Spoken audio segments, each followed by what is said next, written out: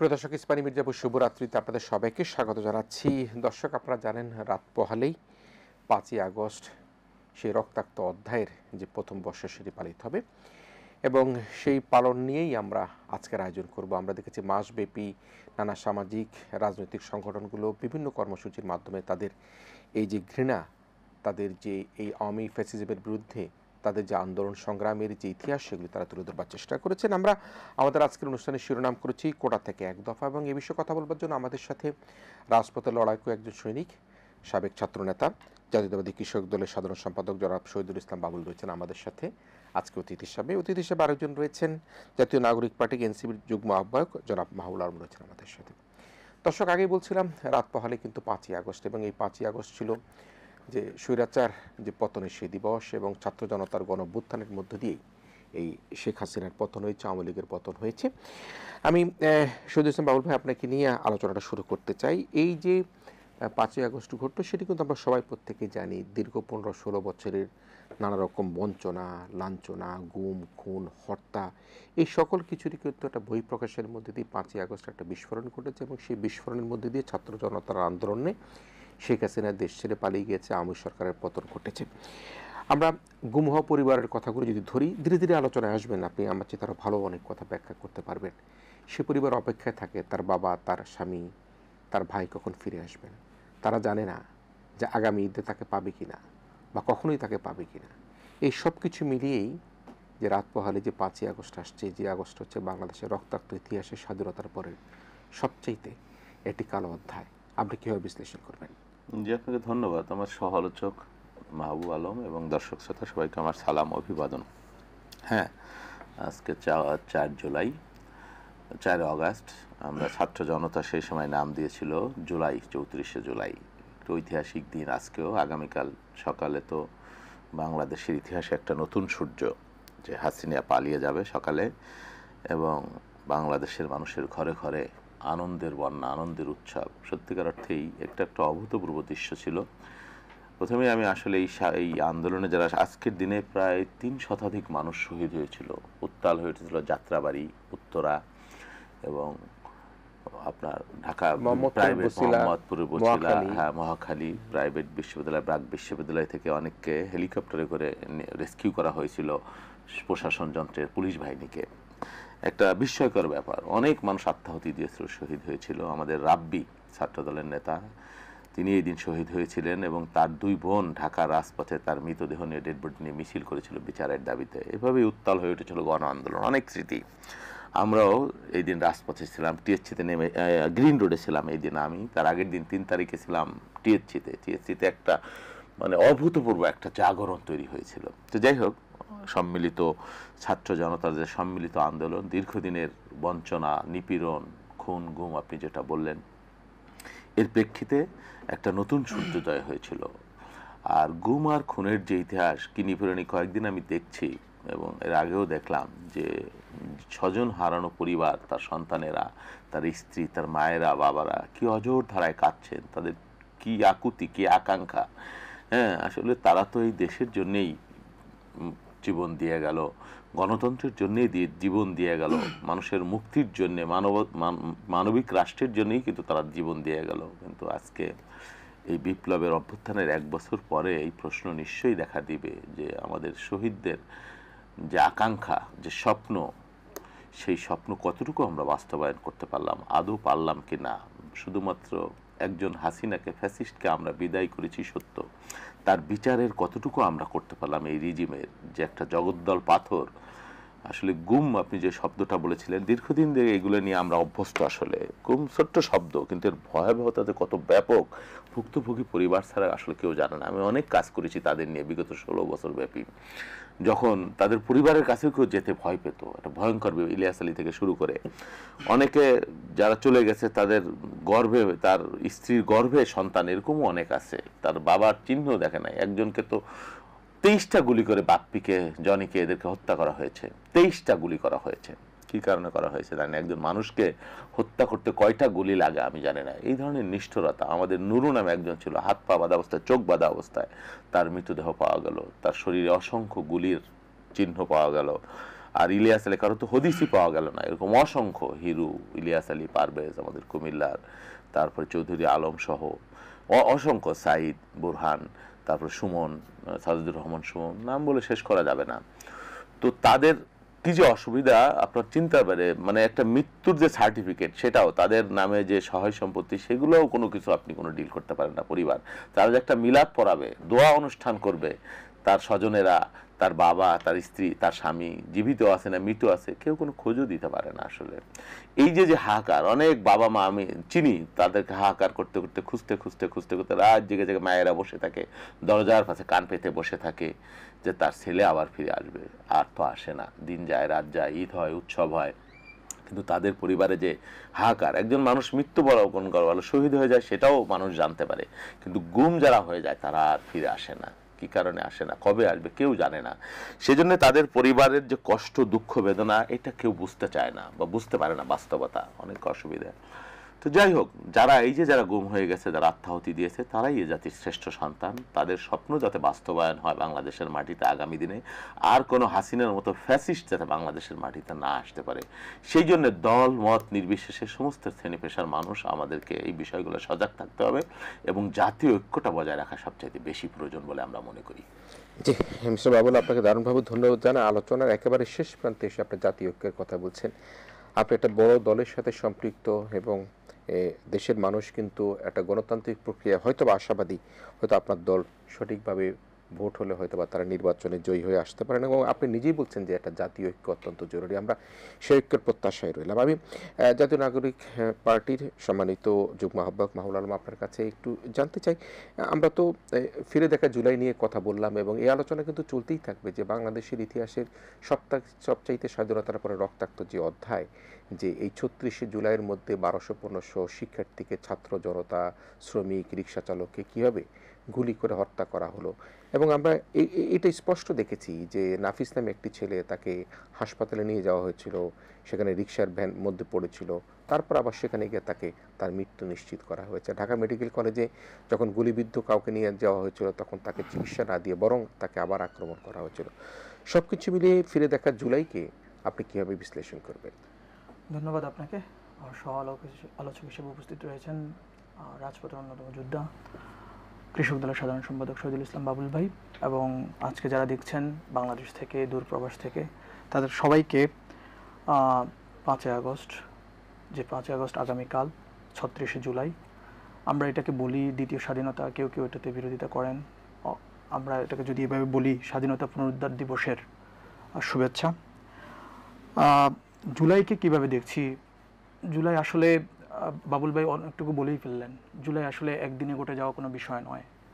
জুলাই আমরা যেভাবে স্বাধীনতার যুদ্ধকে দেখি, ৭১ সালের ৯ মাসের স্বাধীনতার যুদ্ধ, সেই 9 মাসের স্বাধীনতার যুদ্ধ যেমন ওই 9 মাসে সীমাবদ্ধ ছিল না, বরং ২৫০ বছরের বাঙালির অপারেশন বিরোধী এবং ব্রিটিশ বিরোধী লড়াই থেকে ৭১ পর্যন্ত পাকিস্তান বিরোধী লড়াইয়ের যে সংগ্রাম, সেই সংগ্রামের ক্লাইম্যাক্স ছিল ৭১-এর যুদ্ধ। তেমনিভাবে গত ১৭ বছরের যেই অপশাসন, দুঃশাসন, গুম, খুন, হত্যা, এই সকল কিছুর ক্লাইম্যাক্স হচ্ছে এই জুলাই। জুলাইকে আমরা দেখেছি কিভাবে প্রায় ২,০০০ ঊর্ধ্ব শহীদ এবং ৩০,০০০ ঊর্ধ্ব আহত রক্তের বিনিময়ে আমরা এই স্বাধীনতাকে পেয়েছি। এই জুলাই আসলে আমাদেরকে শিক্ষা দিয়েছে যে জনগণ হচ্ছে সব কিছুর শক্তি, সব কিছুর ক্ষমতার উৎস, এবং জনগণের আকাঙ্ক্ষাই চূড়ান্ত আকাঙ্ক্ষা। সেখানে দাঁড়িয়ে যে কোনো ফ্যাসিস্ট যত বড় শক্তিশালী হোক না কেন, স্টেটের সবগুলো অ্যাপারেটাসকে সে কুক্ষিগত রেখে জনগণের বিরুদ্ধে যেভাবেই শক্তিশালীভাবে ব্যবহার করতে চাক না কেন, জনগণের আকাঙ্ক্ষাই চূড়ান্ত আকাঙ্ক্ষা। আমরা দেখেছি জুলাইয়ের আজকের এই দিনে, 4টা জুলাই, এখানে আজকের এই দিনে সকাল 9টায় যখন কারফিউ ভেঙে লোকজন বেরিয়ে এসেছে, তখনও আমরা দেখেছি 1,100-র উপর মানুষ মারা গিয়েছে। আগামীকাল 5 জুলাই, 5 আগস্ট যখন আমরা দেখেছি যে 400-র উপর মানুষ মারা গিয়েছে ওই দিন। কিন্তু এর আগেও প্রায় 1200 থেকে 1500 শহীদ হয়েছেন। মানুষ কিন্তু দমে যান নাই, মানুষ বের হয়ে এসেছেন রক্তাক্ত অবস্থায়, মানুষ আবার চিকিৎসা নিয়ে তারা আবারও রাস্তায় এসেছেন। তাদের যারা স্বজন হারিয়েছেন, স্বজন হারানোর বেদনাকে ভুলে গিয়ে তারা আবারও রাস্তায় ফিরে এসেছেন।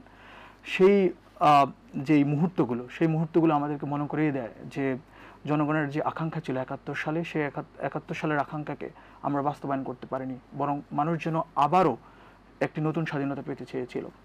সেই জায়গায় যখন 3রা আগস্ট শহীদ মিনারে তৎকালীন সময়ের যে নেতৃত্ব দানকারী যে সকল ছাত্র নেতারা এক দফার ঘোষণা দিয়েছিলেন, আমরা দেখেছি তারা সেখানে শুধু কেবল হাসিনার পতনের কথা বলেননি, বরং তারা বলেছেন যে একটি ফ্যাসিবাদী শাসন ব্যবস্থা যেটি চলমান ছিল তার বিলোপ এবং একটি নতুন রাজনৈতিক বন্দোবস্তই ছিল এই আন্দোলনের মূল শক্তি বা মূল স্পিরিট।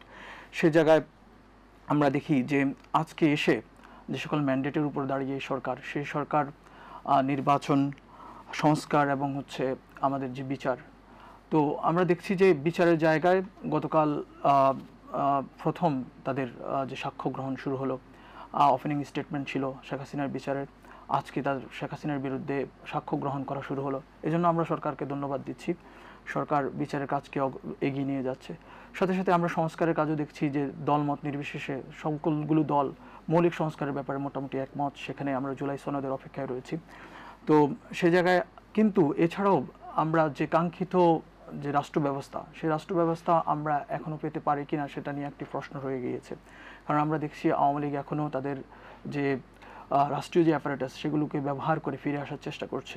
আমরা দেখেছি দলীয় যে এজেন্ডা আওয়ামী লীগের, সেই এজেন্ডা এখনও প্রশাসনের মধ্যে, আমলাতন্ত্রের মধ্যে কেউ কেউ বাস্তবায়নের জন্য সময়ের অপেক্ষা করছেন।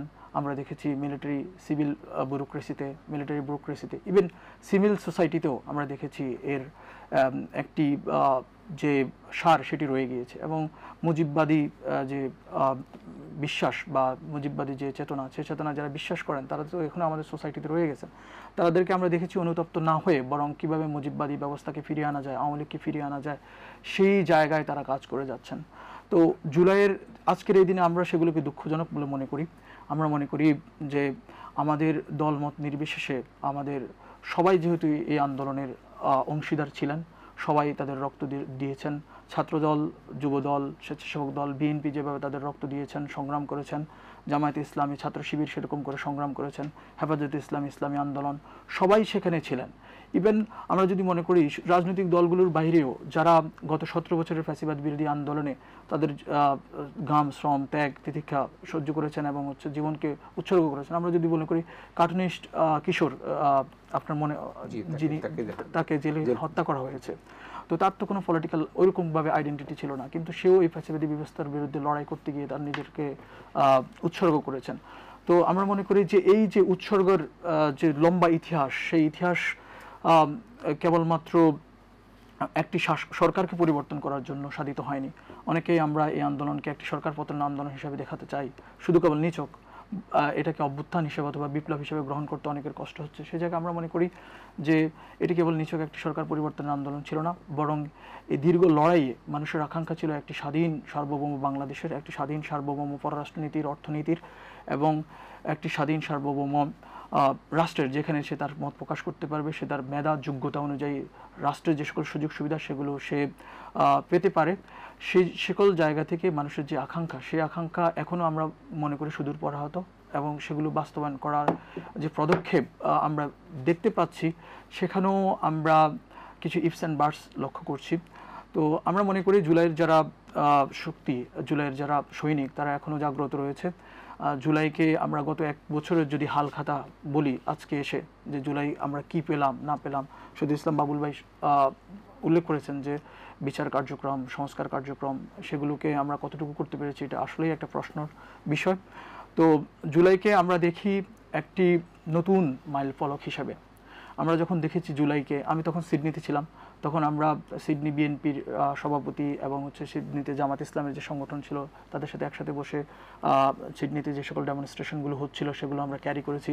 এছাড়াও 5ই আগস্ট যখন আমরা দেখেছি, সিডনি তখন 4 ঘন্টা এগিয়ে ছিল, আমরা দেখেছি টিভিতে মানুষ কিভাবে আনন্দে উল্লাসিত হয়ে কেউ কেউ তার রবের দরবারে শুকরিয়া আদায় করার জন্য সেজদায় অবনত হয়ে গিয়েছিলেন। তখন ছোট ছোট বৃষ্টি পড়ছিল, আমার মনে আছে 5ই আগস্ট। তো এই যে আকাঙ্ক্ষা, মানুষের ভিতর থেকে যে অন্তর্নিহিত একটি চাহিদা। মিস্টার মাহবুব, একটা বিষয় জনাব শহীদুল ইসলাম বাবুল যেটি বললেন, এটা ফেসবুকে দেখলে কিন্তু আপনার অশ্রু ধরে রাখা যায় না, যে 2 বোন ছাত্রদলের এক নেতাকে যেভাবে কাঁধে তার লাশ নিয়ে তারা আবারও কিন্তু তাদের যে চেতনা, সেই চেতনা থেকে ফিরে আসেনি। কিন্তু 2-1টি দল তারা সবসময়, এটা অনেকেই মনে করে, এটা পারসেপশন, তারা মনে করে যে আন্দোলন শুধুমাত্র তাদের দ্বারাই সংগঠিত হয়েছে। কিন্তু আপনি নিজে বিশ্লেষণ করলেন যে আসলে এটি 16-17 বছরের একটি গুম খুন হত্যার যে একটা বিস্ফোরণ সেটি ঘটেছে। ওই জায়গাটাকে আপনি কিভাবে দেখেন? কেউ যদি মনে করে এই আন্দোলনটি শুধু তাদের জন্যই হয়েছে? আমি এটাকে আমি অপ্রত্যাশিত মনে করি। আমি মনে করি এটাকে ইতিহাসের সঠিক পাঠ নয়, বরং রাজনীতিকে ভিন্নভাবে দেখার একটা প্রচেষ্টা। অন্যান্য দলকে ছোট করা অথবা তাদের আত্মত্যাগ যে হুতি বা অথবা স্যাক্রিফাইসগুলোকে ছোট করে দেখার প্রচেষ্টা, এগুলো আমাদের জাতীয় জীবনে এবং জাতীয় রাজনৈতিক জীবনে আমি মনে করি আমাদেরকে বেশি দূর সহযোগিতা করবে না এগিয়ে যেতে। আমরা এখন বর্তমানে যে অবস্থানে রয়েছি সেই অবস্থানে আমরা মনে করি না যে জুলাই আমাদের সর্বশেষ যুদ্ধ ছিল, যুদ্ধ শেষ হয়ে গিয়েছে, আমরা কাঙ্ক্ষিত রাষ্ট্র পেয়ে গিয়েছি। বরং আমি মনে করি জুলাই এখনো চলমান। সেই জায়গা থেকে আমাদের জুলাইয়ের যারা শক্তি ছিল তাদেরকে আমাদেরকে অবশ্যই মূল্যায়ন করতে হবে, সবাইকে সমানভাবে দেখতে হবে, সবার স্যাক্রিফাইস এবং তাদের যে অবদানকে তাদেরকে অবশ্যই স্বীকৃতি দিতে হবে। স্বীকৃতি দিয়ে সকল দল মত নির্বিশেষে একটি ঐক্যের জায়গা, যেটা আমরা 5 আগস্ট দেখেছি এবং জুলাইয়ের পুরো মাস জুড়ে দেখেছি, সেটাকে বারবার পুনঃমঞ্চায়ন আমাদের করতে হবে। সেটাকে করেই আমাদেরকে সামনে এগিয়ে যেতে হবে। কারণ আমরা দেখেছি 71 সালে আমরা যেই আকাঙ্ক্ষার কথা দেখেছি, যে স্বপ্নের কথা দেখেছি, সেই স্বপ্ন 72-এ এসেই কিন্তু ব্যাহত হয়ে গিয়েছে। সেই বিপ্লব, সে স্বাধীনতা আমাদের কাছ থেকে ছিনিয়ে নেওয়া হয়েছে। আমরা দেখেছি একদলীয় শাসন ব্যবস্থা সেখানে কায়েম করা হয়েছে। সেখানে আমরা দেখেছি অপর দল মত সেগুলোকে কীভাবে নিপ্রেষণ, কীভাবে সেগুলোকে বঞ্চিত করে সেগুলোকে বাইরে রেখে একটি মাত্র দলের এবং একটি মাত্র বিরোধী যাবার এটা কি স্পষ্ট বুঝতে পারছি কিনা আপনার কাছ থেকে, যে এই যে অভ্যুত্থানের পরে শেখ হাসিনা বা আওয়ামী সরকারের পতন, এটি একক কোনো শক্তির কোনো অর্জন নয়। এটি সামগ্রিকভাবে আপনি বিএনপি বলেন, জামায়াত ইসলাম বলেন, ছাত্রদল বলেন, যুবদল বলেন, ছাত্র শিবির, সকলেরই সম্মিলিত প্রচেষ্টার একটা ফল কিনে। আমি মনে করি এটি দলমত নির্বিশেষে, এবং আমি একটি উদাহরণ দিয়েছি কার্টুনিস্ট কিশোরের, সকল মানুষের যারা এই আওয়ামী সরকারের বিরুদ্ধে, আওয়ামী ফ্যাসিবাদের বিরুদ্ধে নিজের জায়গা থেকে লড়াই করে গিয়েছেন, সেটি একজন রিকশাওয়ালা যে আওয়ামী ফ্যাসিবাদের শিকার ছিলেন, তারই এখানে অবদান রয়েছে। তারও একজন রাজনৈতিক কর্মীর যেভাবে যতটুকু অবদান, একজন রিকশাওয়ালা, একজন মুচি, একজন সাধারণ মানুষ যে কর্মজীবী মানুষ দিন এনে দিনে খায়, দিনমজুর, তারও সমান অবদান এই জুলাই রয়েছে। কারোকেই আমরা ছোট করতে পারবো না, কারণ এরকম একটা কনসেনসাস ব্যতীত এরকম জুলাই হওয়া সম্ভব ছিল না। আমরা দেখেছি দলীয়ভাবে আমরা 3রা আগস্ট এক দফা ঘোষণা হওয়ার আগে, আমি যদি ভুল না বলে থাকি, 12ই জুলাই 2023 সালে বিএনপি এক দফা ঘোষণা করেছিল, যদি আমি ভুল না করে থাকি। তো এক দফা ঘোষণা তখনও হয়েছিল, কিন্তু ওইরকমভাবে মোমেন্টাম তৈরি হয়নি। বিএনপি গত 17 বছর চেষ্টা করেছে, সরকারের বিরুদ্ধে নানা ফ্রন্টে নানা ফর্মে তারা আন্দোলন করার, সংগ্রাম করার চেষ্টা করেছে, কিন্তু যে কোনো কারণেই হোক সেই আন্দোলন কিন্তু সফল হয়নি। সফলতা বলতে আমি বলছি যে এটা অবশ্যই ব্লক তৈরি করেছে, স্নোবলের মতো এটা অবশ্যই শক্তি জুগিয়েছে পরবর্তী ঘটনাক্রমগুলোর জন্য, কিন্তু যে ক্লাইম্যাক্স হওয়ার দরকার ছিল সেটি কিন্তু তখনও আসেনি। কিন্তু এই জুলাই ছিল দলমত নির্বিশেষে সবার, কোনো একটি দলের নয়, সেক্ষেত্রেই এটা সফল হয়েছে। আমি মনে করি জুলাই সফল হওয়ার মূল কারণ হচ্ছে এটি সকল দল মত নির্বিশেষে সকল শ্রেণী পেশার মানুষকে, গ্রামের মসজিদের ইমাম সাহেব থেকে শুরু করে এলিট শ্রেণী যারা গুলশানে বসবাস করে, তাদের সবাইকে এই জুলাই কানেক্ট করতে পেরেছে। এই জুলাই কানেক্ট করতে পারার কারণেই আমরা এই একটি ক্লাইম্যাক্স দেখতে পেরেছি, এবং যার ফলে শেখ হাসিনাকে পালিয়ে যেতে বাধ্য করেছে আমাদের এই আন্দোলন। জি, আমি ধন্যবাদ জানাচ্ছি। আমি দুজন আলোচকের কাছ থেকে একটা বিষয় স্পষ্ট হলাম, সেটা হচ্ছে আসলে ঐক্যটা এখন খুবই জরুরি, এবং যেটি এনসিপির জনাব মাহবুব আলম সাহেব যেটি বলেন, এটি হচ্ছে কি একেবারে সম্মিলিত অনেক প্রচেষ্টার এবং দীর্ঘ 15, 16, 17 বছরের যে নানা রকমভাবে গুম খুন নির্যাতনের একটাই যে সর্বশেষ পরিণতি, সেটা ছিল শেখ হাসিনার এই পরিণতি। প্রিয় দর্শক, আমরা জুলাইয়ের এই 20 সন্তানদেরকে আমরা জাতির শ্রেষ্ঠ সন্তান হিসেবে আমরা আখ্যায়িত করতে চাই। আমরা মনে করি জুলাইয়ের চেতনা বৃথা যেতে দেওয়া যাবে না, জুলাইয়ের চেতনা বৃথা যাবে না, জুলাইয়ের চেতনাকে আমরা ধরে রাখতে হবে। আমরা আবারও কোটা থেকে এক দফা আন্দোলনের মাধ্যমে কীভাবে শেখ হাসিনা বিদায় নিল সে আলোচনায় ফিরে আসবো। আমাদের সাথে সাবেক নেতা, ছাত্র দলের নেতা জনাব শহীদুল ইসলাম বাবুল, জাতীয় কৃষক দলের সাধারণ সম্পাদক, তিনি থাকছেন আমাদের সাথে থাকছেন এনসিপির সম্মানিত যুগ্ম আহ্বায়ক জনাব মাহবুব আলম। আমরা একটা ছোট্ট বিরতির পর আবার ফিরে আসছি। স্প্যানি মির্জা শুভরাত্রিতে আমরা আবারও ফিরে এসেছি। আমরা ফিরে দেখা জুলাই কথা বলতে গিয়ে কোটা থেকে এক দফার কথা বলছিলাম, সমসাময়িক রাজনৈতিক প্রেক্ষাপট নিয়ে কথা বলছিলাম। আমাদের সাথে অতিথি হিসেবে রয়েছেন জাতীয়বাদী কৃষক দলের সাধারণ সম্পাদক, সাবেক ছাত্রনেতা জনাব শহীদুল ইসলাম বাবুল রয়েছেন আমাদের সাথে, রয়েছেন জাতীয় নাগরিক পার্টি এনসিপির যুগ্ম আহ্বায়ক জনাব মাহবুব আলম। হ্যাঁ বাবু ভাই, আমরা ঐক্যের কথা বলছিলাম। আমি আবার যদি একটু ফিরে আসি শেখ হাসিনার কথায়, আমাদের সেই স্লোগানগুলো কিন্তু আমাদেরকে মুখরিত করে তোলে। কারা সেই স্লোগান লিখেছে, কীভাবে লিখেছে, কার মাথা থেকে এসেছে, সেটাই কিন্তু একটা গবেষণার বিষয়। যেমন আমি যদি বলি, বুকের ভিতরে অনেক ঝড়, বুক পেতেছি গুলি কর, কী ধরনের একটা বিস্ফোরক স্লোগান। তুমি কে আমি কে, রাজাকার রাজাকার, কে বলেছে স্বৈরাচার স্বৈরাচার। এই যে স্লোগানগুলোতে মুখরিত হয়ে আমাদের এই শিক্ষার্থীরা, আমাদের এই তরুণরা যেভাবে মাঠে নেমেছিল, সেটি কিন্তু একটা অভূতপূর্ব অধ্যায় ছিল। আমরা দেখেছি যে আজকে চিফ প্রসিকিউটর তিনি তার আদালতকে তিনি জানিয়েছেন, ছাত্র জনতার গণ অভ্যুত্থানের সময় শেখ হাসিনা কিন্তু পদত্যাগ করতে চাননি। তার বোন শেখ রেহানা শেষ পর্যন্ত তিনি উল্লেখ করেছেন, পায়ে ধরেছেন এবং তাকে পদত্যাগ করবার জন্য থেকে অনুরোধ করেছেন। সেই রুদ্ধশ্বাস সময়ে শেখ হাসিনা কিন্তু শেষ মুহূর্ত পর্যন্ত কিন্তু চেষ্টা করেছেন তিনি পদত্যাগ করবেন না, তিনি একটি ভাষণ দিবেন, নানা অপচেষ্টা করেছেন। এবং আগের দিন 4 তারিখে তিনি কিন্তু সকল বাহিনী প্রধানকে ডেকে নিয়ে এসে তিনি মিটিং করেছেন এবং 5 তারিখেও কিন্তু একই রকম তৎপরতা ছিলেন। এই যে চিফ প্রসিকিউটর বললেন তিনি পদত্যাগ করতে চাননি, তিনি হয়তো ভারতে আছেন, আপনারা কি মনে করেন কিনা তিনি যিনি পদত্যাগ করতে যাননি তিনি এখনও বলছেন আমি পদত্যাগ করিনি, তিনি আবার কি কোনো পায় তারা করতে পারে কিনা? যেটা আমরা দেখেছি বাড্ডায় একটা জায়গার মধ্যে একটা সেমিনার হয়েছে, আওয়ামী শক্তির লোকেরা সেখানে সমাবেত হয়েছে। আপনার বিশ্লেষণ কি? শোনেন, হাসিনা তো একটা নটোরিয়াস ক্যারেক্টার। স্ট্যান্ডবাজি খুব ভালো পছন্দ করে। হাসিনা নিজেকেও যদি হাসিনাকে এখন উন্মুক্ত করে দেওয়া হয়, তুমি আসো বাংলাদেশে, জীবনেও সে আসবে না, তার আসার সেই বাস্তবতা নাই। এবং আওয়ামী লীগের লোকজন এত অন্ধ যে চিন্তা করতে পারে না, তারা এখনো মনে করে যে তাদের নেত্রী, তাদের আপা কোনো অন্যায় করে নাই। অথচ এতগুলো মানুষের রক্ত, খুন, জুম, যেটা বাংলাদেশের রাজনীতির ইতিহাসে একটা মানে হাসিনার শেষ মুহূর্ত তো স্বাভাবিক পোড়ামাটি নীতি অবলম্বন করে সেখানে টিকতে চেয়েছিল। কিন্তু আমাদের এই যে সেনাবাহিনীর মধ্যে একটা গুরুত্বপূর্ণ অংশ, তারা দীর্ঘকাল এই ফ্যাসিবাদ সহ্য করলেও শেষে তারা একটা খুব চমৎকার একটা স্ট্যান্ড নিয়েছিল। হ্যাঁ, যে জনগণ মানুষের মুখোমুখি তারা হয়তো গুলি করতে মানে অ্যাজ এ হোল কেউ কেউ করেছে, তারা সেটা অস্বীকৃতি জ্ঞাপন করেছিল।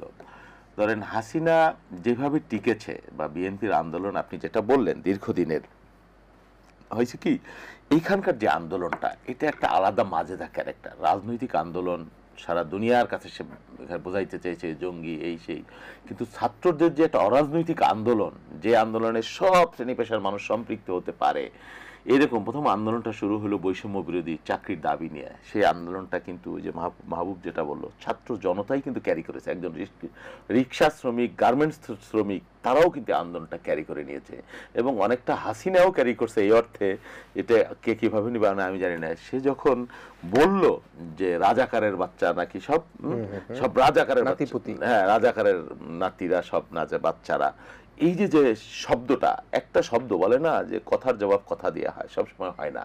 একটা কথায় বিশ্বযুদ্ধ বেঁধে যায়, একটা কথায় হাসিনার পতন কিন্তু ত্বরান্বিত করে দিছে অর্ধেক। আপনি যদি মনে করেন 15 তারিখে যদি হাসিনা মেনে নিত, ছাত্রদেরকে বলতে তোমরা আসো, হ্যাঁ জুলাইয়ের 15 তারিখে গণভবনে আসো, তোমরা ভাত খাও, কি চাও বলো, তোমাদের দাবি দেওয়া আমি দেখতেছি সবকিছু, আর কে কি করছে আমি বিচার করব, যদি কেউ অন্যায় করে হয়ে যেত সমাধান।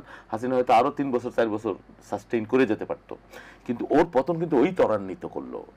দেখেন তারপর 12 মতো একটা ফুলকি হয়ে গেল এবং এই আন্দোলন, এবং একটা পর্যায়ে আন্দোলনে যারা বৈষম্য বিরোধী নেতৃত্ব ছিল তারাও কিন্তু আটাক হইলো, কেউ কেউ কনভিন্স হয়ে গেছিল। কিন্তু এই ধরনের ভিডিও কথাবার্তা বা ডিবি অফিসে তাদের যে স্টেটমেন্ট তাদেরকে দিতে বাধ্য করলো, অনেকগুলা ঘটনায় মোমেন্টাম তৈরি হয়েছেন, মানে এর মধ্য দিয়ে সাসপেনশন তৈরি হয়ে গেছিল। কিন্তু আন্দোলনটা ক্যারি করেছে একেবারে মাদ্রাসা ছাত্র, স্কুল ছাত্র, বিশ্ববিদ্যালয়, প্রাইভেট বিশ্ববিদ্যালয়, রিক্সা শ্রমিক, সমস্ত নারী পুরুষ এবং ঘরের গৃহিণী, সমস্ত মানুষ এই আন্দোলনটাকে ক্যারি করলো। এটা কোনো একক নেতৃত্বের আন্দোলন না। ও যেটা বলেছে এটা সমস্ত জাতির। এই যে জুলাইটা, সেজন্য জুলাইটা আমার, আপনার, তার, সকলের, সকল মানুষের আমাদের এই জুলাইটা। সুতরাং এই জুলাইকে যদি কেউ এককভাবে দাবি করতে চায়, এটা দুর্ভাগ্যজনক হয়ে যাবে এবং সেটা বুমেরাং হবে আলটিমেটলি, যেটা মুক্তিযুদ্ধকে নিয়ে হয়েছে। আলটিমেটলি মানে মুক্তিযুদ্ধকে এত তিতা করেছে একটা জনযুদ্ধ, যেই যুদ্ধটা, সেই যুদ্ধটাকে আওয়ামী লীগ একক সম্পত্তি হিসেবে প্রতিষ্ঠা করতে গিয়ে মানে এত তিক্ত পরিবেশ তৈরি করেছে। এবং এই মুক্তিযুদ্ধের নামে হেন কোনো অপকর্ম নাই আওয়ামী লীগ করেনি। যখনই কোনো কিছু তাদের সামনে আসে, তাতে মুক্তিযুদ্ধ বিরোধী মানুষকে ট্যাগ দিয়ে সেটাকে জায়েজ করবার চেষ্টা করেছে। দেখেন এই যে এই হাসিনার পতন তো অবধারিত ছিল, কিন্তু আমরা কিছু মানুষ সেটা বিশ্বাস করেছি, কিন্তু বাংলাদেশের একটা বৃহৎ গোষ্ঠী এই হাসিনাকে নিয়তি বলে কিন্তু ধরে নিয়েছিল বৃহৎ একটা জনগোষ্ঠী, এবং এটাকেই মনে করেছে যে এটা নিয়েই তাদের থাকতে হবে অসংখ্য মানুষ। আমাকে প্রফেসর ইমাজউদ্দিন স্যার, আমাদের শ্রদ্ধেয় শিক্ষক, ওনার মৃত্যুর আগে ওনার সাথে আমি একটা ট্যুরে গিয়েছিলাম সিলেটে। উনি আমাকে বলেছিলেন, স্যারকে আমি জিজ্ঞেস করলাম, স্যার কি হবে? উনি বলল, দেখো আমি রাষ্ট্রবিজ্ঞানের ছাত্র, রাষ্ট্রবিজ্ঞানের শিক্ষকতা করেছি 50 বছরের উপরে, আমি বলতেছি এই হাসিনা থাকবে না, এই আওয়ামী লীগ থাকবে না। তা আমি তাকে বললাম, স্যার কিভাবে থাকবে না আপনি বলেন? বললো যে কোনো ভাবেই থাকবে না, একটা বারুদের বিস্ফোরণে দেখবা সে ডিস্ট্রয় হয়ে যাবে। আমি দেখবো কিনা জানি না, ওনার মৃত্যুর 1-1.5 বছর আগে, কিন্তু তোমরা দেখবা, তোমরা হতাশ হয় না বাবারা। জাস্ট এই শব্দটা উনি আমাকে বলেছিলেন, আমি এখনো মনে করতে পারি, আসলে তাই দেখলাম। মৌলানা জালালউদ্দিন রুমি, দার্শনিক, সুফিবাদের জনক, তার একটা কথা আছে যে যখন পৃথিবীর সমস্ত আগুন নিভে যায়, সমস্ত আলো নিভে যায়, তখন ফুলকির মধ্য থেকে যে আগুনের জন্ম হয়, সেই আগুনের লেলিহান শিখা কেউ দাবায় রাখতে পারে না। আলটিমেটলি তাই হয়েছে। কিন্তু আপনি দেখেছেন এই হাসিনা এত কিছু মিসমার করে দিছে, চোখের পলকে হেফাজতের লক্ষ লক্ষ মানে এতিম অসহায় শিশুদেরকে মানে রাতে ব্ল্যাক আউট করে মারণাস্ত্র দিয়ে গুলি করে এত মানুষকে হত্যা করেছে, রক্তস্রোত, লক্ষ লক্ষ মানুষকে গুলি, সাউন্ড গ্যাস, টিয়ার গ্যাস, মারণাস্ত্র দিয়ে এসপার করে দিয়েছে। কিন্তু সমস্ত জাতি যখন ফুসে উঠেছে, হাসিনার একটা কথা, একটা আক্রমণ, সেটা আর কেউ দাবাইতে পারলো না। এই আগুনের লেলিহান শিখা হাসিনা দাবাইতে পারলো না। তো এখন আপনি যেটা বললেন যে এই যে হাসিনাকে আমরা তাড়ালাম, এটাই আমাদের একমাত্র অর্জন। এটা অর্জন অবশ্যই গুরুত্বপূর্ণ অর্জন যে আমরা ফ্যাসিস্টকে বাংলাদেশ থেকে তাড়িয়েছি। আমাদের সামনে একটা নতুন সম্ভাবনা, হ্যাঁ, আমাদের কি বৈষম্যহীন একটা সমাজ আমরা পাবো, একটা গণতান্ত্রিক রাষ্ট্র আমরা পাবো, একটা মানবিক সমাজ আমরা পাবো, হ্যাঁ, এটাই তো আমার। এবং সর্বোপরি একটা অর্থনৈতিক মুক্তি। আপনি যত কথাই বলেন, যত আবেগ দিয়ে বলেন, যতক্ষণ পর্যন্ত আপনার গণতান্ত্রিক সমাজ রাষ্ট্র না হবে, মানবিক রাষ্ট্র ততক্ষণ পর্যন্ত হবে না। যতক্ষণ পর্যন্ত আপনার অর্থনৈতিক মুক্তি না হবে, ততক্ষণ পর্যন্ত এই যে শহীদদের যত আত্মত্যাগের কথা বলেন, যা বলেন, এর মূল্যহীন। সেই জন্যে আপনাকে গোল থাকতে হবে, প্রথমত আপনার একটা কল্যাণ রাষ্ট্র, মানবিক রাষ্ট্র, যেটা গণতান্ত্রিক রাষ্ট্র হবে।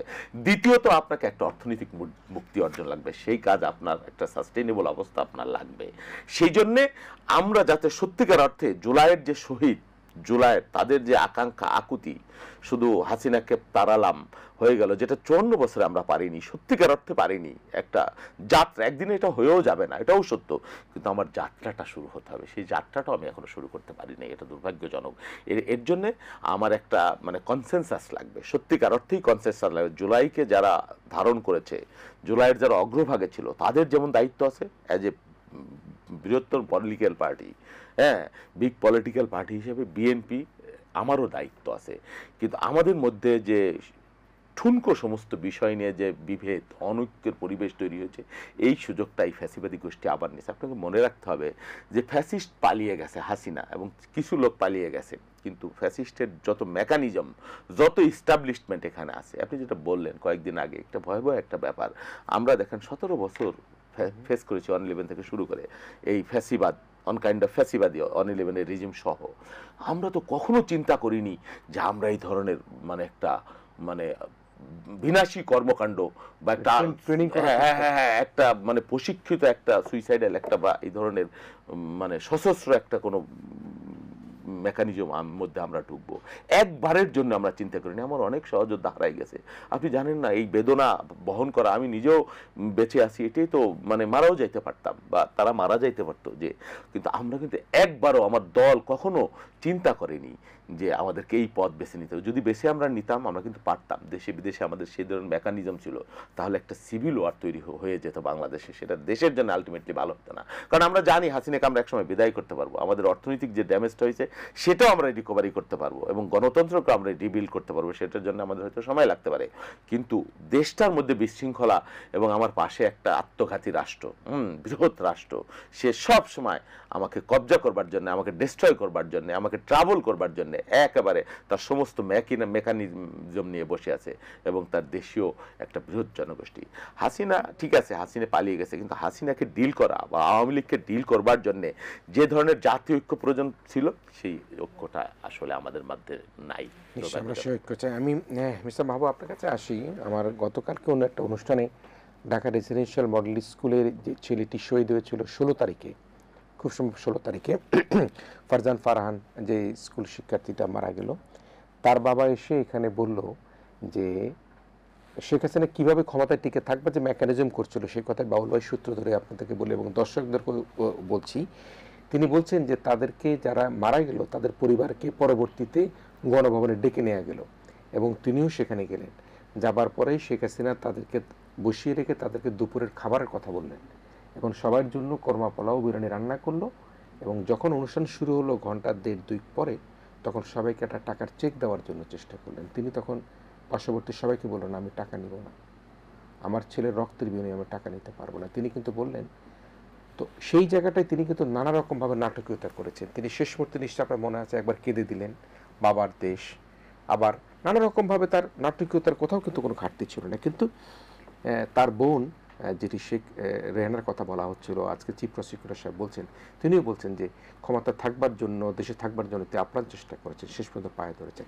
আসলে ওই জায়গাটাকে আপনি কীভাবে দেখবেন? এখন আমরা তো দেখি যে মুক্তির আকাশে প্রতিবাদী সূর্য, তুমি সাইদ তুমি মুক্ত। আমরা সাইদ এবং মুগ্ধদেরকে দেখি, তারা মুক্তির আকাশ আমাদেরকে খুলে দিয়েছে। এই আকাশটাকে আপনি কীভাবে দেখতে চান এখন? আমি শহীদ বাবুল ভাইয়ের কথা সূত্র ধরেই বলি, হাসিনাকে যদি এখন বলে দেওয়া হয় যে তুমি বাংলাদেশে ফিরে চলে আসো, তাও তার পক্ষে আসা সম্ভব নয়। কিন্তু এই যে অভিযাত্রা আমাদের শুরু হয়েছে নতুন বাংলাদেশের, সেখানে প্রাতিষ্ঠানিক সংস্কার এবং মৌলিক সংস্কার, সাংবিধানিক সংস্কার এবং বিচার এবং বাংলাদেশের সামগ্রিক অগ্রগতি, এই অগ্রগতির অভিযাত্রায় সেখানে আওয়ামী লীগ বাধা হতে পারে, এটার বাস্তবতা এখনও বাংলাদেশে রয়ে গিয়েছে। এটার জন্য একটি পয়েন্ট বাবুল ভাই উল্লেখ করেছেন, সেটা হচ্ছে আমাদের মধ্যে অনৈক্য। আমি আরেকটু বলতে চাই, সেটা হচ্ছে আপনি যদি দেখেন আওয়ামী লীগ আসলে একটি ধর্মের মতো।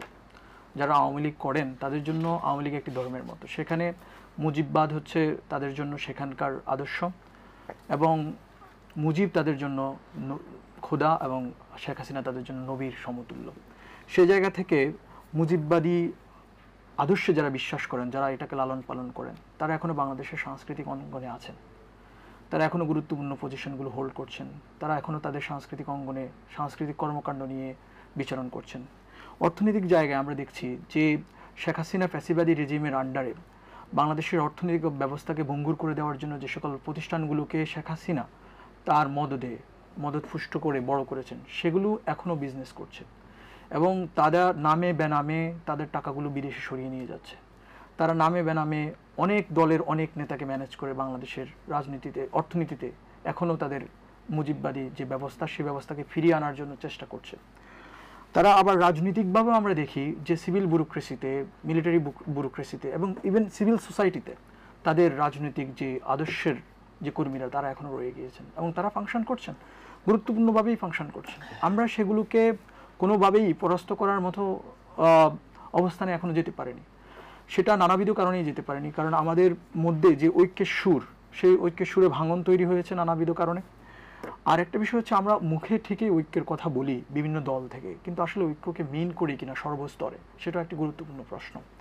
আমরা আমাদের মফস্বলে, আমাদের যে তৃণমূলের যে বিভিন্ন দলীয় যে নেতাকর্মী, তারা কি আসলেই মামলা বাণিজ্যে জড়িয়ে পড়ছেন কিনা, তারা আসলেই আওয়ামী লীগকে বিভিন্নভাবে সুযোগ সুবিধা দিচ্ছেন কিনা, কোনো একটি নির্দিষ্ট দল নয়, বরং বাংলাদেশের সবগুলো বিদ্যমান রাজনৈতিক দল এবং ইভেন আমাদের দলকেও আমি প্রশ্নের বাইরে রাখতে চাই না, আমরা কি সকল সুযোগ সুবিধা করে দিচ্ছি কিনা।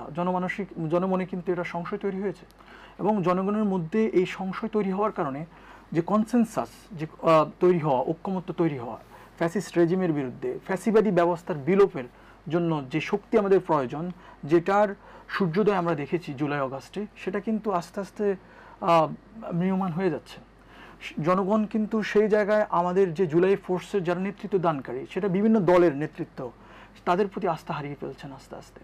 তো এইটাই হচ্ছে আমাদের জন্য বড় আশঙ্কার বিষয়।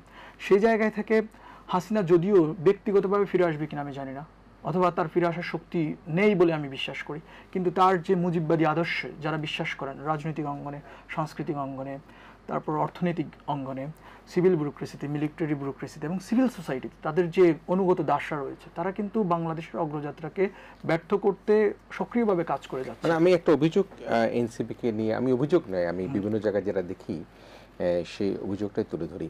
যেমন আপনি এটা বললেন যে আপনার দলও কিন্তু যেটা মামলা বা চাঁদা এগুলি থেকে কিন্তু আপনার দলকে কিন্তু আপনারা বলছেন যে বাইরে রাখেনি, কিন্তু একটা প্রেক্ষাপটে কিন্তু কিছুদিন আগে আমরা দেখেছিলাম যে দেশের একটা বৃহত্তর দলকে কিন্তু এক ধরনের এই ধরনের ঘটনার সাথে অকারণে তাদের নাম জড়িয়ে প্রচার প্রপাগান্ডা করার চেষ্টা করা হয়েছে। আমি বিএনপির কথাই বলি, বিএনপিকে নিয়ে করার চেষ্টা করা হয়েছে। আসলে কিন্তু আপনি এখন এসে বললেন যে আসলে এই ধরনের ঘটনা থেকে কিন্তু কেউই কিন্তু বাইরে নেই, এবারে এনসিপি বলি, বিএনপি বলি বা অন্য দল বলি, না তখন ভাই, কি কারণে অকারণেও না, বিএনপিরও যে ইনভলভমেন্ট এগুলো হচ্ছে না তৃণমূলে, এটাও বলা যাবে না। এটা আসলে চাঁদা বা এই যে যে বিষয়টা, এটা আমাদের সমাজ বাস্তবতার অংশ। এটা বিএনপি কেন, এটা আওয়ামী লীগ চলে গেছে, আওয়ামী লীগ তাদের, বিএনপিরও কিছু লোক দুষ্ট লোক আছে, এনসিপিরও আছে, কম হইতে পারে তাদের কর্মী কম। এটা আমাদের দীর্ঘদিনের একটা সামাজিক কাঠামোর বাস্তবতা। একদিনে আপনি জুলাইকে সুইচ দিলে এটা অপসারণ হয়ে যায় না, এর জন্য সময় লাগবে, চেষ্টা লাগবে। একটা হলো মেকানিজম, রাষ্ট্রের, সরি আমি ইন্টারাপ্ট করলাম, সমাজ রাষ্ট্রের যেমন প্রচেষ্টা লাগবে, কঠোর প্রচেষ্টা, দল হিসেবে যারা স্টেক হোল্ডার যারা, তাদেরও একটা কঠোর ভূমিকা লাগবে। এটা কোনো একক দলের সমস্যা না, এটা আমাদের জাতীয় একটা সমস্যা। তো সে কারণেই বলছিলাম যে আজকে এনসিপি বলি, জামায়াত ইসলাম বলি, বিএনপি বলি, এই যে আমরা মব সন্ত্রাস বলি, মাজার ভাঙ্গা বলি, বা লালন উৎসব বন্ধ করা বলি, বা জাতীয় সঙ্গীত নিয়ে একটা প্রশ্ন তোলার কথা বলি, বা চাঁদাবাজির ক্ষেত্রে একটা দলের প্রতি একে অপরের দোষ চাপিয়ে দেওয়া বলি, সেই জায়গা থেকে তো আমাদের বেরিয়ে আসা দরকার। আমরা তো সেই অবস্থান থেকে সকলেই, যেমন বাবুল ভাই নিজে অকপটে বললেন তাদের বড় দলের অনেক সদস্য, আপনি নিজে বললেন যে আপনাদের হয়তোবা দলের মধ্যে কিন্তু রয়েছে, যেটা আমরা কিছুদিন দেখেছি। তো ওই জায়গাটা আমরা ব্লেম গেমের জায়গাটাকে আমরা কীভাবে নিষ্পত্তি করতে পারি? আমরা আসলে আমাদের ফিরিয়ে তাকানোর সুযোগ নেই। সামনে আমাদের অপার সম্ভাবনা, আমাদেরকে সামনে তাকিয়ে সামনের রাজনৈতিক গঠনমূলক রাজনীতি করতে হবে। আমাদেরকে দোষারোপ রাজনীতি থেকে বেরিয়ে এসে সহমর্মিত, আমরা যেটাকে বলি দায় এবং দরদ এবং দায়িত্বের রাজনীতি আমাদের করতে হবে। আমরা সেটা করার চেষ্টা করছি, আমাদের রাজনৈতিকতা ডেভেলপ হচ্ছে সে জায়গা থেকে। কিন্তু একটা বিষয় আপনি বলেছেন যে মব সংস্কৃতি বা কিছু, আপনি এটা যেমন বাস্তবতা রয়েছে, কিছু জায়গায় মব সংস্কৃতি হচ্ছে, লোকজন আইন নিজের হাতে তুলে দিচ্ছে, যেটা রাষ্ট্রের আইন শৃঙ্খলার কাঠামোতে এবং আইন শৃঙ্খলা যারা দায়িত্বে রয়েছেন তাদের কাজে ব্যত্যয় ঘটাচ্ছে। কিন্তু অ্যাট দ্য সেম টাইম আপনাকে মনে রাখতে হবে, এটা কিন্তু আবার আধিপত্যবাদী ভারতের এবং দিল্লির একটা প্রকল্প। সেটা হচ্ছে যে কোনো আন্দোলনকে মব হিসাবে স্বীকৃতি করে দেওয়া, জুলাই যে শক্তির যে কোনো ধরনের ফ্র্যাকশন অথবা যে কোনো অংশের যৌক্তিক দাবিকেও ইভেন মব বলে যে সংজ্ঞায়ন করা, সেটা কিন্তু আন্দোলনকে এবং হচ্ছে লোকজনের স্পিরিটকে আবার বাধাগ্রস্ত করছে। সেটা জুলাই যারা যোদ্ধা ছিলেন, যারা জুলাইয়ের শক্তি, তাদেরকে প্রশ্নবিদ্ধ করার একটা কিন্তু হীন প্রচেষ্টা চলছে।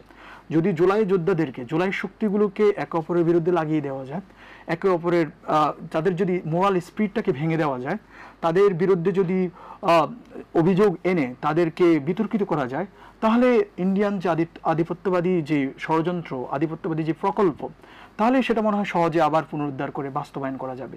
এটাও কিন্তু একটা হীন প্রচেষ্টা চলছে। শুধু কেবল আমাদেরকে এখানে খুবই সতর্ক থাকতে হবে। আমরা অবশ্যই আইন বহির্ভূত যে সকল কর্মকাণ্ড, আইন নিজের হাতে তুলে নেওয়া অথবা অপ্রয়োজনীয়ভাবে যে কোনো বিষয়ে ইন্টারাপ্ট করা বা হস্তক্ষেপ করা, এগুলোকে অবশ্যই আমরা ক্রিটিক্যালি দেখব। অ্যাট দ্য সেম টাইম আমরা যে কোনো নীতি নিয়মের মধ্যে থেকে যে সকল আন্দোলন এবং প্রতিবাদ, সেগুলোকে কিন্তু আমরা এনকারেজ করতে ভুলবো না। তাহলে কিন্তু আমাদের স্পিরিটটা হারিয়ে যাবে, আমাদের লোকজন আবারও ফিরে যাবে, আমাদের লোকজন আবারও এই যে অপসংস্কৃতি, অপরাধ, এর বিরুদ্ধে আন্দোলন করতে ভুলে যাবে, যেটা গত 17 বছর হয়েছিল। বিএনপি এবং মেজর দলগুলো কিন্তু গত 17 বছর অনেক চেষ্টা করেছে, অসংখ্য লোকজন জেল খেটেছে, নির্যাতনের শিকার হয়েছে, হত্যার শিকার হয়েছে, কিন্তু তারা লোকজনকে এঙ্গেজ করতে পারে নাই। এর কারণ কি? এর কারণ হয়েছে একটা ভয়ের সংস্কৃতি তৈরি করা হয়েছে। জনগণ যদি ভিতর থেকে ফিল করে যে এটা ন্যায়সঙ্গত আন্দোলন এবং এইটার যৌক্তিকতা রয়েছে, আমরা এটার বিরুদ্ধে কথা বলা উচিত, কিন্তু ওই ভয়ের সংস্কৃতির কারণে এবং এক ধরনের এই যে ট্যাগ, বিভিন্ন ট্যাগ, জঙ্গি ট্যাগ, তারপর হচ্ছে সন্ত্রাসী, তারপর বিভিন্ন কালো আইন, এগুলোর মাধ্যমে কিন্তু মানুষকে দমিয়ে রাখা হয়েছে। মানুষের সহজাত যেই প্রতিবাদ করার এবং মানুষের সহজাত মানে ভয়েস অফ ডিসেন্ট যেটা, সেটাকে দমিয়ে রাখার জন্য কিন্তু এ সকল শব্দগুলো, এ সকল ট্যাগগুলো ব্যবহার করা হয়েছে। আমাদেরকে সেখানে সতর্ক থাকতে হবে, খুবই ক্রিটিক্যালি দেখতে হবে যেন ইন্ডিয়ান আধিপত্যবাদী যে প্রকল্প, যে দিল্লির যে ষড়যন্ত্র, সেই ষড়যন্ত্রই আমাদের জুলাই যোদ্ধাদেরকে বিভিন্নভাবে স্টিগমাটাইজ করার যে প্রক্রিয়া, সেই প্রক্রিয়াতে যেন আমরা সবাই না পড়ি, সেখানে আমাদের অবশ্যই সজাগ দৃষ্টি রাখতে হবে। জি জি, আমরা আবার ফিরে আসবো। আমরা সতর্কতার কথা শুনলাম, নিশ্চয়ই বাবুল ভাই সেটা শুনেছেন, এবং রাজনৈতিক দলে যারা নেতা নেত্রীরা রয়েছেন প্রত্যেকেই কিন্তু এখন সতর্কতার একটা বিষয় এসেছে। কারণ আপনাদের মধ্যে একটা ফাটল ধরিয়ে দিয়ে কিন্তু আবার যে স্বৈরাচারের যে আগমনটা, স্বৈরাচারের যে আধিপত্যটা, সেটি কিন্তু বিস্তার করবার সংখ্যা কিন্তু আমরা উড়িয়ে দিতে পারি না। প্রিয় দর্শক, আমরা আবার একটা বিরতি যাচ্ছি। কোটা থেকে এক দফা এই আলোচনা আমাদের সাথে আবারও থাকবেন সাবেক ছাত্রনেতা জাতীয়তাবাদী কৃষক দলের সাধারণ সম্পাদক জনাব শহীদুল ইসলাম বাবুল, থাকবেন জাতীয় নাগরিক পার্টি এনসিপির যুগ্ম আহ্বায়ক জনাব মাহবুল আলম। প্রিয় দর্শক, আমরা একটা শেষ বিরতি নিচ্ছি। ইসমাইল মির্জা শুভরাত্রিতে আবারও ফিরে এসেছি। আমাদের সাথে অতিথি হিসেবে রয়েছেন সাবেক ছাত্রনেতা জাতীয়তাবাদী কৃষক দলের সাধারণ সম্পাদক জনাব শহীদুল ইসলাম বাবুল, রয়েছেন জাতীয় নাগরিক পার্টি এনসিপির যুগ্ম আহ্বায়ক জনাব মাহবুল আলম রয়েছেন আমাদের সাথে। আমরা বলবো একটু আপনার কাছে আছি, একটু নির্বাচনের প্রেক্ষাপট নিয়ে আসি। গতকাল মাননীয় প্রধানমন্ত্রী প্রেস সচিব এই অনুষ্ঠানে ছিলেন। আমার একটা প্রশ্ন ছিল যে কেউ কেউ বলে সরকারের ভিতরে সরকার আছে কিনা, তিনি কিন্তু একেবারেই বললেন নো, এটা একেবারেই কোনো সঠিক তথ্য নয়। তিনি সবসময় প্রত্যেকটি ক্যাবিনেটে থাকেন এবং এই ধরনের কোনো রকম কোনো কিছু তিনি লক্ষ্য করেন। এবং আরেক প্রশ্ন জবাব বললেন সরকার কি মধ্যে কেউ কেউ আছে কিনা যে নির্বাচন বিলম্বিত করতে চায় কিনা। তিনি একেবারেই সোজাসাপটা কথা বললেন যে ইউনূস সরকার এবং তার যে পরিষদে যারা আছেন তারা প্রত্যেকেই একটা জাতীয় নির্বাচন দিয়ে, সুন্দর সুষ্ঠু নির্বাচন দিয়ে তারা যে যার কাজে ফিরে যেতে চায়। এখন যে বিষয়টি আলোচনার বিষয়, লন্ডন বৈঠক যখন অনুষ্ঠিত হলো বাবুল ভাই, আমরা দেখেছি জাতি একটা আশায় বুক বেঁধেছিল এবং একটা যৌথ ঘোষণা হয়েছিল প্রফেসর ডক্টর ইউনূস এবং জনাব তারেক রহমান সাহেবের মিটিংয়ের শেষে যে এই ফেব্রুয়ারিতে হয়তোবা নির্বাচন হবে। এখন মানুষের মধ্যে একটা দ্বিধা কাজ করে অনেক সময়, নির্বাচন কি হবে কি না, হচ্ছে কি না, কবে হবে, হওয়ার জন্য পিছিয়ে দিচ্ছে কি না, সরকার কি অন্য কোনো চেষ্টা করছে কি না। আপনি কীভাবে দেখেন? শোনেন, নির্বাচন তো হতেই হবে, নির্বাচন ছাড়া আমাদের আর কোনো বিকল্প নাই। আপনি যেভাবেই দেখেন, উল্টায় দেখেন আর পাল্টায় দেখেন। এবং এই নির্বাচনটা আরও আগে যদি হয়ে যেত তাহলে আওয়ামী লীগকে ফেস করতে আরও সহজ হতো আমাদের জন্য। সময় যত, আপনি চিন্তা করে দেখেন, সময় কিন্তু মানে time you old gypsy man আমরা পড়েছি। সময় একটা মানে সময় অনেক প্রশ্নের উত্তর দিয়ে দেয়, সময় অনেক কাজের অনেক কথার উত্তর দিয়ে দেয়। 6 মাস আগে বা আজ থেকে 11 মাস আগে আওয়ামী লীগের যে বাস্তবতা ছিল এখন কি এক বাস্তবতা? আওয়ামী লীগ যে ফুসফাস করতেছে বা যত এই যে হম্বি তম্বি যেটা করতেছে 6 মাস আগে বা 9 মাস আগে 11 মাস আগে কিন্তু সেটা করবার কোনো সুযোগই পায় নাই। বাংলাদেশের মানুষ বলে না গোল্ড ফিশ মেমোরি, মানুষ ভুলে যায়। হ্যাঁ, এক সময় দেখবেন আওয়ামী লীগও এই দেশে এসে আবার এই জুলাই পালন করবে, আগস্ট পালন করে ফেলবে, এরকমও দেখবেন। হ্যাঁ, কেউ কেউ যেমন 71 পালন করে। যাই হোক, সে আলাপ না করি, পজিটিভ লাইনেই থাকি। তো সেই জন্য আমি যেটা বলি যে আওয়ামী লীগ, আমি মনে করি না, অনেকগুলো হিসাব নিকাশ এখানে আছে। আওয়ামী লীগের লিডারশিপ, নেতৃত্ব, একসময় আওয়ামী লীগ মালেক উকিল বা আমেনা বেগম, জোহরা তাজউদ্দিনরা কুপি জ্বালায় নাকি আওয়ামী লীগ অফিস পাহারা দিছে। সাজেদা চৌধুরী বলতো হাসান মাহমুদ কি বক্তৃতা ছিল, উৎকৃষ্ট বেয়াদব, কোনো বেটা ছেলেরে তো পাই নাই তখন আওয়ামী লীগের 75-এর পরে আওয়ামী লীগের অফিসে বাতি চালানোর জন্য। এখন আওয়ামী লীগ যে জায়গায় এসেছে, আমি ধারণা করি আওয়ামী লীগকে যদি আপনি উন্মুক্ত করে দেন, শেখ হাসিনা এখানে আসবে না এবং সে বিকল্প নেতৃত্ব এখানে মানবে না। ধরেন আমি পজিটিভলি যদি গভর্নমেন্টও চায় যে আওয়ামী লীগকে এখানে উন্মুক্ত করে দেবো, কে নেতৃত্ব দিবে? এবং আমি মনে করি যে তারা এখানে নির্বাচনও করতে আসবে না উইদাউট শেখ হাসিনা ওই ফ্যামিলি। আর ওই ফ্যামিলিতে নেতৃত্ব দেওয়ার কাছে আওয়ামী লীগ যুগে যুগে তো প্রমাণ হয়েছে যে আওয়ামী লীগের নেতৃত্ব ওইখানে ছাড়া হচ্ছে না, টুঙ্গিপাড়া ছাড়া। তো টুঙ্গিপাড়ার কে নেতৃত্ব দেবে? একটা সাউপুনও তো দেশে নাই, তাদেরকে আপনি জোর করে ওখানে আনতে পারবেন আমি মনে করি না। সুতরাং আওয়ামী লীগের যারা আশা করে বসে আছেন আবার আওয়ামী লীগ আসবে, কবে উপরে আকাশে মেঘ হবে আর আপনি বৃষ্টি নামবে আর জলপান করে তৃষ্ণা নিবারণ করবেন, ওই চিন্তে ঘুরে বালি। তবে তাদের যে উইংস এবং মেশিনারি সেটা আপনাকে ডিস্টার্ব করতে পারবে কখনো কখনো। এই জায়গাটা হলো কি যে আপনাকে যে ঐক্যের প্রশ্নটা, হ্যাঁ আমরা প্রমাণও করেছি যে আসলে যখন সংকট তৈরি হয় প্রধান উপদেষ্টা ডেকেছেন, আমরা কিন্তু আবার এক জায়গায় সব এক বিন্দুতে এসে এক মহনায় এসে মিলিত হয়েছি। তারপরে আমাদের ইস্যু ভিত্তিক বিভাজন হয়েছে, কিন্তু কেউ যাতে আমরা বা কেউই যাতে বিভাজনের পরিসীমাটা এমন জায়গায় নিয়ে না যায় যেটা পয়েন্ট অফ নো রিটার্ন বা নোংরামির পর্যায়ে চলে, এটা কিন্তু হয়েছে। এখন কে বেশি করেছে কে কম করেছে সেই বিশ্লেষণ চলছে, আমি করতে যাব না, তাহলে বিদ্বেষ বাড়বে বা নিজেদের মধ্যে আরও সেটা নোংরা হবে। আমার দলের পক্ষ থেকে সেভাবেই বলা হচ্ছে যে দায়িত্বশীল আচরণ করতে হবে এবং কথায় বত্রায় চলনে। একটা কথাই বিশ্বজোর, দেখেন না আপনার হাসিনা এক কথা খেয়ে পালাই চলে গেল। হ্যাঁ, তো সেই জন্য আমরা কথা এমন না বলি বা আচরণ এরকম না করি যাতে আমাদের মধ্যে অনৈক্যের পরিবেশ তৈরি হয়। আমি নিশ্চিত যে অনৈক্যের পরিবেশ যদি তৈরি হয় তাহলে নির্বাচন বাধাগ্রস্ত হতে পারে। আপনি কাকে নিয়ে নির্বাচন করবেন? আপনাকে বলছিলাম যে দেখেন আওয়ামী লীগ নাই বাংলাদেশে বা তাদের আসার বাস্তবতাও নাই, নির্বাচন করার বাস্তবতাও নাই, কোনো প্রয়োজনও নাই, তাহলে আর এই গণ অভ্যুত্থানে শহীদের রক্ত বৃথা হয়ে যাবে। তো আছে বাংলাদেশে নির্বাচনের রাজনৈতিক দল বিএনপি, আছে জামাত ইসলাম, আছে আমাদের নতুন ভাইয়েরা এনসিপি বা অন্যান্য রাজনৈতিক দল আছে। তো এখন বিএনপি যদি আমি নির্বাচন করব না, তো আপনি কাকে নিয়ে নির্বাচন করবেন? বা জামাত ইসলাম যদি বলে যে আমি নির্বাচন করব না, আপনি কাকে নিয়ে নির্বাচন করবেন? তাহলে তো সংকট আরো বাড়বে এবং আওয়ামী লীগ যেটা চায় বা তাদের মিত্ররা যেটা চায় সেটাই কিন্তু আপনি ওই ট্র্যাপে আপনি পা দিচ্ছেন। আমরা চাই না যে ওই ট্র্যাপে, যত তাড়াতাড়ি আপনি গণতান্ত্রিক ব্যবস্থায় পদার্পণ করবেন যত তাড়াতাড়ি তত আপনার জন্য মঙ্গল, দেশের জন্য মঙ্গল। শুধুমাত্র রাজনৈতিক সংকট না, এখানে নানানবিধ সংকট, অর্থনীতি এবং আমাদের সামাজিক যে অস্থিরতা, সমস্ত বিষয় কিন্তু একটার সাথে সাধারণত হয় কি, আপনি যেটা বললেন সরকারের মধ্যে কে চায় কে না চায়, আমি ধরে নিলাম প্রফেসর ইউনূস সাহেবের খুব সৎ উদ্দেশ্য আছে, কিন্তু উনি তো রাজনীতি করেন নাই কোনোদিন, সরকার পরিচালনা করে রাজনীতি বা এই রাজনৈতিক শিষ্টাচার বা যাই বলেন, এটা কিন্তু একটা পলিটিক্স, সরকার চালানো এটা কিন্তু রাজনীতি। তো রাজনীতি যিনি করেন নাই তিনি তো এখানে লং টার্ম যদি সাস্টেইন করেন, আপনি হিস্ট্রিও যদি দেখেন দুনিয়ার বিভিন্ন দেশে এই ধরনের সরকার যেখানে এসেছে 1 বছরের বেশি যেখানে হয়েছে, ফেল করেছে ম্যাক্সিমাম জায়গায়, মানে অসংখ্য জায়গায় চূড়ান্তভাবে ফেল করেছে। তো সেই জন্যে আমরা প্রফেসর ইউনূস সাহেব আমাদের শত্রু না, এই সরকারের কেউই আমাদের শত্রু না, তাদের অনভিজ্ঞতা বা তাদের সরকারের নানা কারণে দুর্বলতা আছে, কারণ নানান জায়গার মানুষ এখানে সম্পৃক্ত, নানান মতের, নানান বয়সের, নানান শ্রেণী পেশার, এটা কোনো টিম ওয়ার্কও হচ্ছে না এখানে, বা শক্তিশালী তাদের কোনো সেই অবস্থানও নাই। তো সেই জন্যে কেউ কেউ চাইতে পারেন যে নির্বাচন বিলম্বিত ক্ষণিকের লাভালাভের আশায় কেউ চিন্তা করতে পারেন বা করেছেন ভিতরে, সরকারের ভিতরে সরকার যেটা, এখানে আরো অনেকগুলো ইস্যু আছে, শুধু সরকার দেশের মধ্যে থেকেই পরিচালিত হয় না, আমরা বারবার যে বিদেশি শক্তির কর্তৃত্ব, এই ধরনের অনেকগুলা বিষয় এখানে ইনভলভ হয়ে গেছে বলে মনে হচ্ছে। শুধু ইন্ডিয়ার দিল্লির এই রাজনীতির ইস্যু না, এখানে এখানে টোটাল গ্লোবাল রাজনীতির একটা চাপ প্রভাব আমাদের গোটা রাজনীতির উপর এসে পড়ে।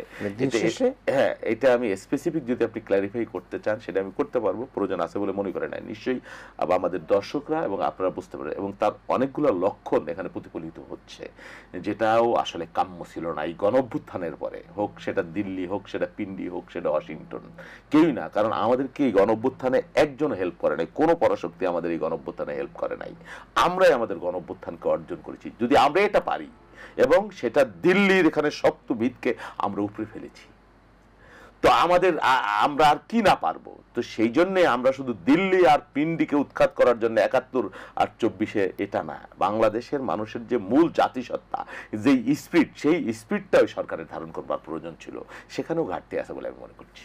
জি, শেষ করব। মিস্টার মাহবুবুল আলম, শুনলেন আপনার সিনিয়র আলোচক দুজনেই ছাত্র রাজনীতি করেছেন, শহীদুল ইসলাম বাবুল ভাই একেবারেই বললো আমরা পিন্ডির জন্য নয়, আমরা দিল্লির জন্য নয়, আমরা ওয়াশিংটনের জন্য নয়, আমরাই কিন্তু আমাদের বিপ্লব ঘটিয়েছি, কারণ কোনো শক্তি এসে আমাদেরকে এই স্বৈরতন্ত্রকে, তার ফ্যাসিবাদকে বিদায় করবার জন্য সহযোগিতা করেন।